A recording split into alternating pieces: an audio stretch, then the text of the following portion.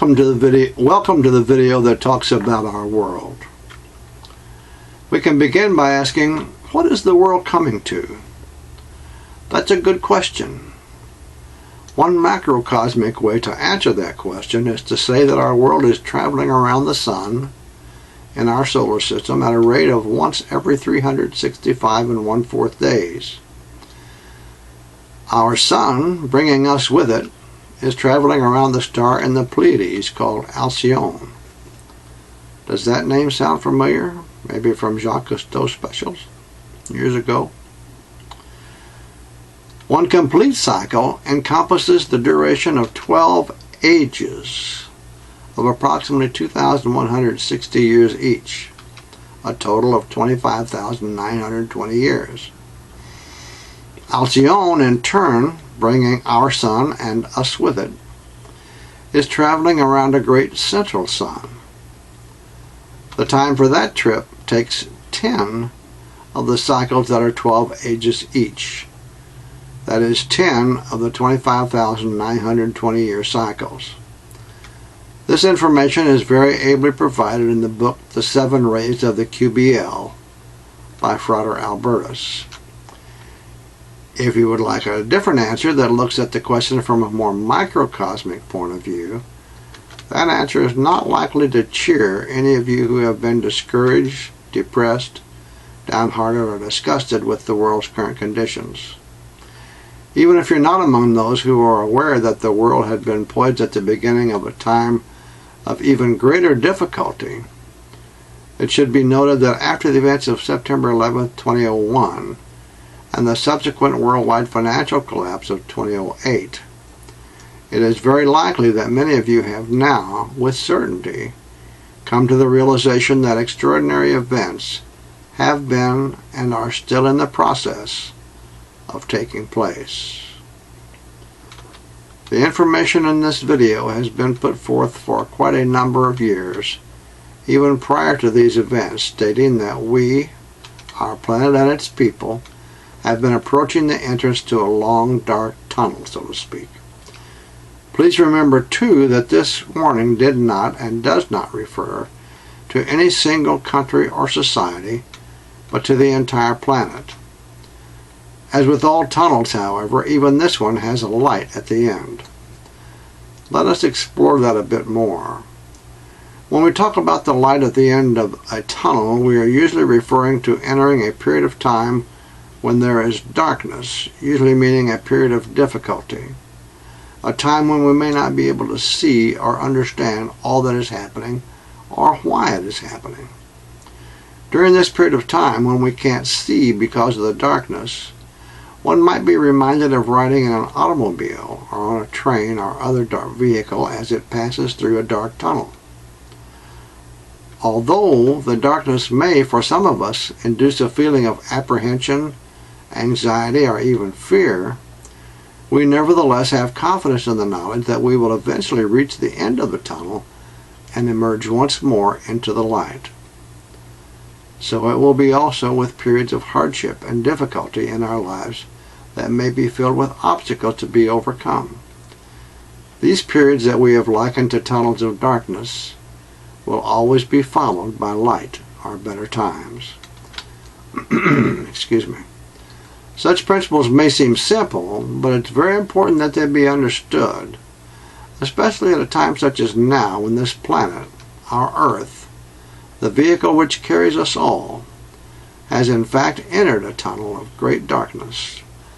Traveling as passengers on this earth, we, the people who live on the planet, have also entered this tunnel, this time of darkness, this beginning of a long period of great difficulty. As we've all been observing since September 11, 2001, this is not now, nor will it be a time of joy for us or for our planet. This has come upon us because of the effects of a universal law that states, as you sow, so shall you reap. Some think of it as the law of cause and effect. This law in some cultures is called the law of karma. But no matter what it's called, the law is the same and the effects are the same. Many people are not aware that this law applies not only to individual persons, but also to countries, to societies, and even to the entire planet as a whole. We as humankind have allowed our leaders for decade after decade, century after century, to continue to say much, but do very little about caring for those among us on this planet who are hungry, are sick, are homeless, are poor, are unemployed, are uneducated, are those who are in any way without hope. It is the same whether we speak of this generation or of generations long past. We have even allowed our leaders to wage unnecessary wars for the sake of greed for wealth and greed for power.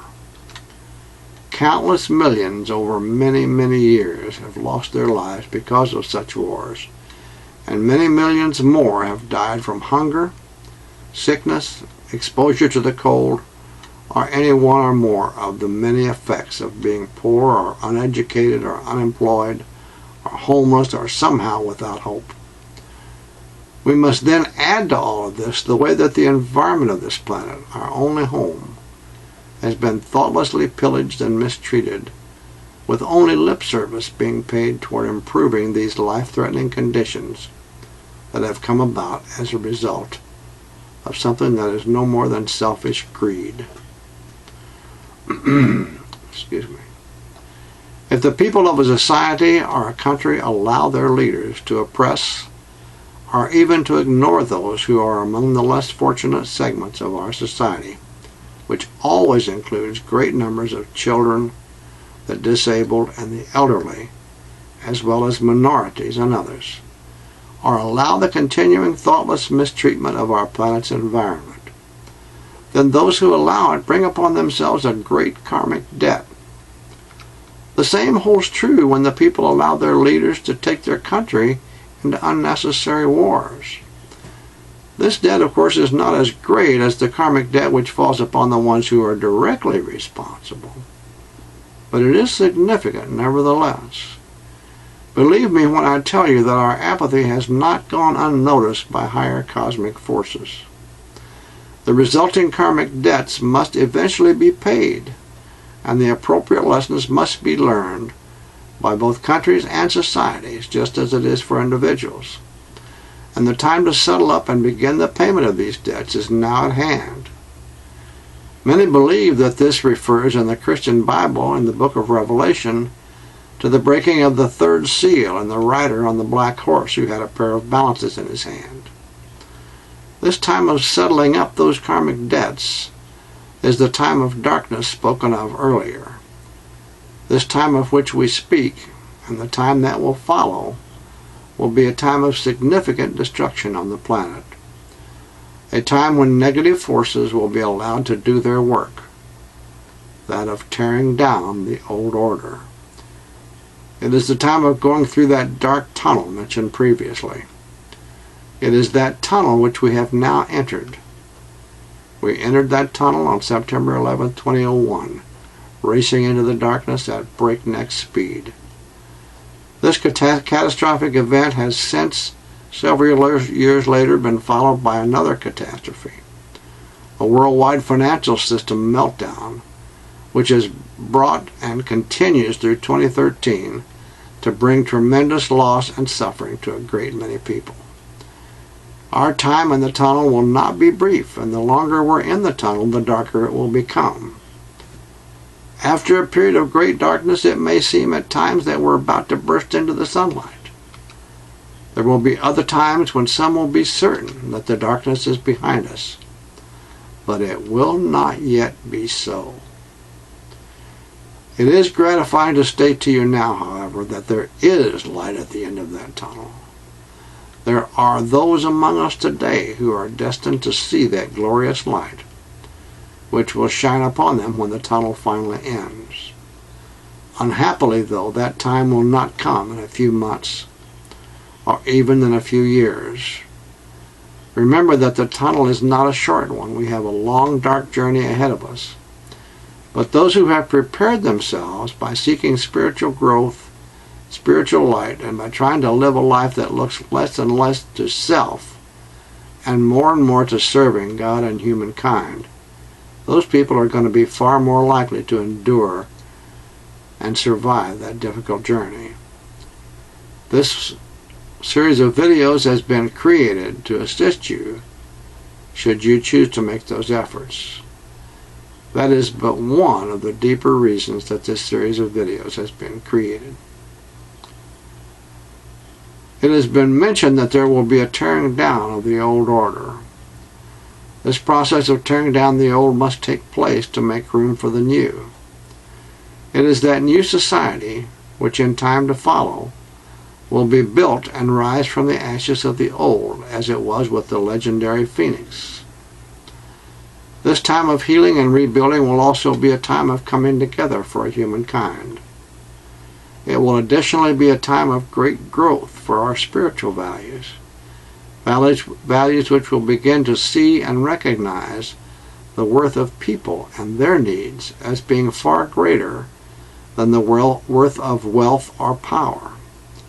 It will be a time for the beginning of 1,000 years of peace for our planet. These things and more will come to be realized as a very significant part of the promise of the future as we continue to move forward in the early years of the 21st century and the new millennium. Let us consider an analogy that may help bring about a better understanding of these things. We will consider the light at the end of the tunnel as if it were a beautiful child to which Mother Earth is going to give birth. Consider the tunnel and the time that it will take us to travel its length as a period of sometimes excruciating labor pains that Mother Earth and those of us dwelling thereon must endure before we may look upon the beautiful child or the period of light that will surely follow. These sometimes excruciating labor pains, meaning our journey through the tunnel toward the light, have now begun. We have already crossed over the threshold of the tunnel into the darkness. If, however, while we're traveling through the tunnel, it begins to look so dark that you may wonder if you will ever see the sun or the light again, just remember that the light is there and that no tunnel lasts forever. We will see the sun again, regardless of how you spell that word, S-U-N or S-O-N, or in what language you may speak it. When the earth, our world, does emerge from that long dark tunnel, the light that awaits us will shine on our world and all of its remaining inhabitants more brilliantly than ever before. Once again, I thank you for watching, and I invite you to watch the next video that will include discussion on the colors of our world. I believe that you'll find it enlightening. Thank you again.